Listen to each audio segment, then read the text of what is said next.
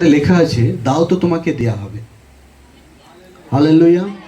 দাও তো তোমাকে দেয়া হবে। আমার প্রিয়, দেয়া মানে মানুষ যখন এই বিষয়টা, এই আওয়াজটা যখন তারা কানে শোনে, তারা ভাবে হয়তো আমাকে সোনা চাইছে, তারা ভাবে হয়তো আমাকে টাকা চাইছে, তারা ভাববে হয়তো আমাকে কোনো অর্থ চাইছে। আমার প্রিয়, শুধু এই বিষয়টা, এই বাক্যটা শুধু আমাদের ঘরে এটা শেখায় না যে আমাদের ঘরে শুধু এটা শেখায় না যে আমরা সোনা দেবো বা আমরা রূপো দেবো বা আমরা চাঁদি দেবো বা আমরা টাকা দেবো। হালেলুয়া। দেওয়া মানে আমার প্রিয় এটাও বলছে, যেটা রোমিওর 12 অধ্যায়ের মধ্যে লেখা আছে, তুম খুদ কো দো, মানে নিজেকেও যাতে আমরা ঈশ্বরকে দিই। আমরা যদি নিজেকে ঈশ্বরকে না দিই, তাহলে ঈশ্বর কিভাবে আমাদের জীবনে তিনি কাজ করবেন?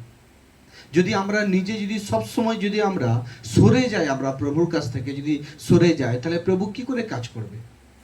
তাই যখনই আমরা এই বাক্যটা শুনবো বা যখনই আপনি এই বাক্যটা শুনবেন, সবসময় আপনি এটা ভাববেন না যে দেয়া মানে হচ্ছে কি আপনাকে শুধু অর্থ চাওয়া হচ্ছে, আপনি সোনা দিন, টাকা দিন, জমি দিন বা কোনো বস্ত্র দিন। দেয়া মানে এটা বোঝায় না। দেয়া মানে প্রভু এখানে বলছে তুমি নিজেকেও দাও, আর শুধু শরীর মতো না, তোমার মনটাকেও দাও। হালেলুয়া। কারণ আমরা জানি যে মানুষের মধ্যে সবচেয়ে সুন্দর হচ্ছে তার মন, সবচেয়ে সুন্দর হচ্ছে মন। আর বাইবেল বলছে কি ঈশ্বর তিনি চাইছেন কি তুমি তোমার মনকে দাও, কারণ উনি আমাদের ঘরে আমাদের মন চান আমার প্রিয়। আর আমাদের হৃদয়ের মধ্যে প্রভু তিনি কি চান? তিনি বসবাস করতে চান। তাই এই জন্যই অনেক সময় আমরা যখন এই বাক্যকে শুনে থাকি, আমাদের মনে খালি মনে হয় হয়তো আমাকে চাইছে প্রভু কোনো কিছু দেওয়ার জন্য। না, ওইটার চেয়ে, অর্থর চেয়ে, সোনার চেয়ে, রূপোর চেয়ে আর টাকার চেয়েও মূল্যবান দেওয়া হচ্ছে নিজেকে দেওয়া। হালেলুয়া। সোনার চেয়ে, রূপোর চেয়ে, টাকার চেয়ে, আপনার জমি জায়গা বা বস্ত্রের চেয়ে সবচেয়ে বড় দেওয়া দান হচ্ছে কি আপনি নিজেকে দান করছেন, নিজেকে ঈশ্বরের জন্য দিয়ে দিচ্ছেন। কি আমি আর আমি নয়, আমার মধ্যে ঈশ্বর, আমার মধ্যে আমার ইচ্ছা নয়, কিন্তু ঈশ্বরের ইচ্ছা আমার জীবন থেকে পুরো হোক। ঈশ্বর যেন সে তার কাজের জন্য যাতে আমাকে ব্যবহার করতে পারেন। হালেলুয়া। ঈশ্বর যাতে তার কাজের জন্য আমাকে ব্যবহার করতে পারেন এবং তার কাজের জন্য যাতে আমি ব্যবহার হতে পারি, সেটা প্রভু বলতে চাইছেন। Praise the Lord.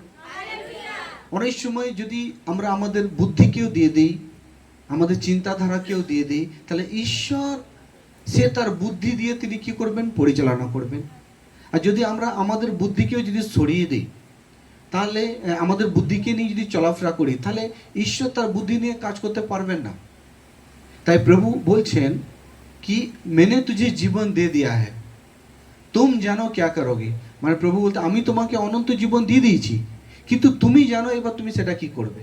তুমি সেটাকে নেবে না তুমি সেটাকে ছেড়ে দেবে। Praise the lord.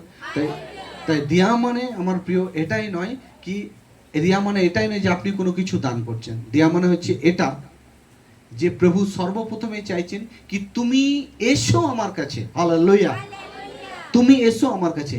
তাই এই বিষয়ে আমরা যদি পুরনো নিয়মে যাই, সেখানে দেখবেন আব্রাহামের বিষয়ে ঈশ্বর তিনি আব্রাহামকে চেয়েছিলেন, ডেকেছিলেন মতলব কি তিনি আব্রাহামকে চাইছিলেন। হালেলুয়া। আব্রাহামকে তিনি চাইছিলেন কি আব্রাহাম তুমি সমস্ত কিছু ছেড়ে দিয়ে তুমি চলে এসো, সমস্ত কিছু ছেড়ে দিয়ে তুমি চলে এসো। আব্রাহাম কিছু সময়ের জন্য তার মনের মধ্যে একটু দুঃখ এসেছিল। কেন জানেন?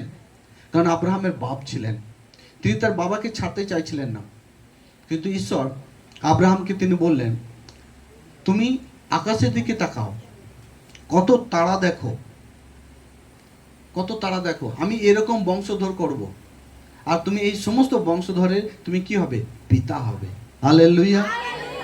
তাই অনেক সময় আমাদের মাথায় যখনই কোনো ঈশ্বর চাইছেন বা পাস্টার প্রচারক প্রচার করছেন, সবসময় মানুষের জীবনে সর্বপ্রথম এটাই জেগে ওঠে বা সে বুঝে ফেলে এটাই কি হয়তো স্যার আমাকে কোনো কিছু চাইছে না, আমি আপনাকে চাইছি। কার জন্য? প্রভু যীশু খ্রিস্টের জন্য।